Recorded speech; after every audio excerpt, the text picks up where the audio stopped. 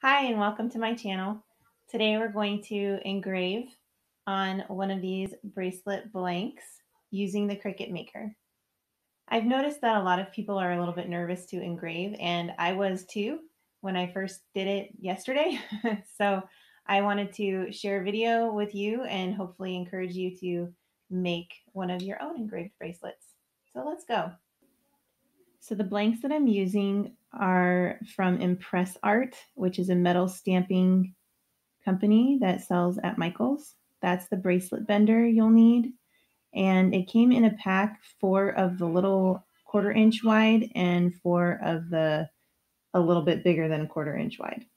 There's also this blue film on here that you want to make sure you pull off before you start the engraving process. If you do leave it on, it's going to gum up your engraving blade.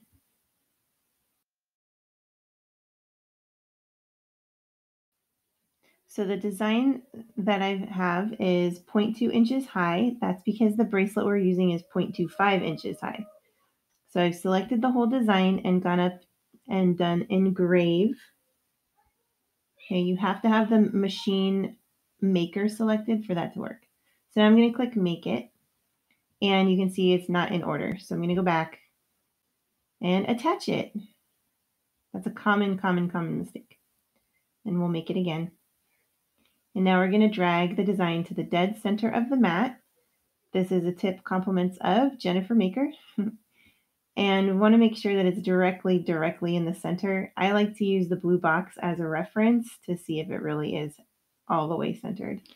Okay, and then I'm going to select continue.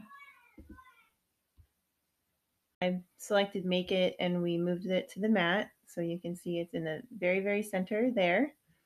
And you're going to select anodized aluminum. Anodized aluminum. This is not an aluminum sheet. This is something else. So this is the one you're going to pick.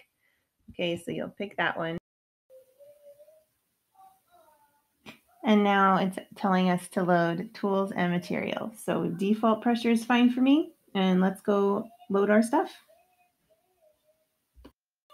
So before we make anything, we need to use a mat. So we're going to use this strong grip purple mat. And you can watch my struggles as I try to open it. Strong grip is no lie. Okay, and we want to save the plastic, of course. Now you're going to peel off this little bit here and peel off this little bit here. And all right, like I said, my 5-year-old got to this, so it's not really that pretty. And I hope it works. Now I'm going to center it exactly in the center and press it down. Okay, so you can tell it's on the center right there and right there. It's 6 inches long. The next step is to take some tape and to tape it down. So I'll be taping the ends. I'm not going to tape the top and the bottom. I'm just going to tape the ends because it's kind of thin. So you don't want to engrave on top of the tape. Okay, so there it is. I'm going to feed it in bottom first. So now I'm going to put in my engraving tip, which I happen to have down here.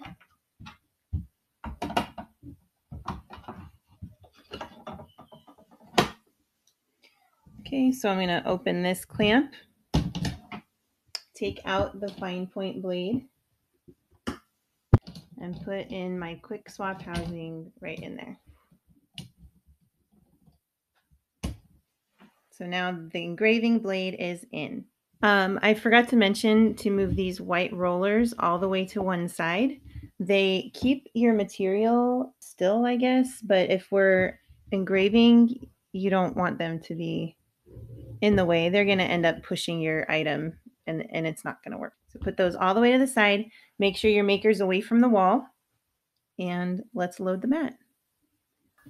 So just a reminder that I am loading the mat in bottom first. There's like a hole at the top of the mat where they, hang it at the stores or whatever, and that gives extra room at the top of the mat. So if you load it in top first, your design is going to end up like a little bit too high or low. I forget, but let's make it. I did edit this to speed it up a tiny bit, not because it's slow or anything, but because I'm pretty sure you're a little bit more concerned with how it turns out, not necessarily the process. But just in case you are, here's a zoom in so you can see it working. So the font that I used for Karen is a multi-layer font. And I guess what that means is that it goes over twice, I think. I don't know, but like I said, I was watching some Jennifer Maker tutorials, and that's basically what she did. And look at that. You can't really see it. So let me just pull it off. Unload the mat, pull off your sticky.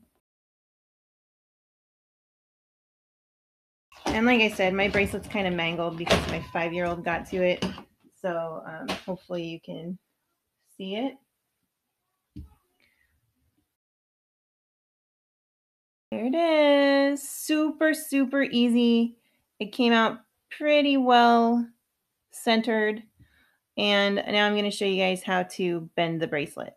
But before any of that bracelet bending business, let's recover our purple mat. So this is a technique that I learned from Maker's Gonna Learn, which was you just kind of hold it as a roll and then line up the top, and then the chips will fall where they may, but they usually fall in the right place. So you'll take this thing and then you'll make sure you have the front side up, and you stick it in this little slot here, and then you just apply pressure to bend it. That's basically it. And then you flip it, and then you apply pressure and you bend it that way. And there you have it. If you're curious at all about the sizing, my wrists are 7 inches exactly, and this fits pretty well. You can always, tighten the curl if you want to make it for a smaller wrist. And that's really all there is to it.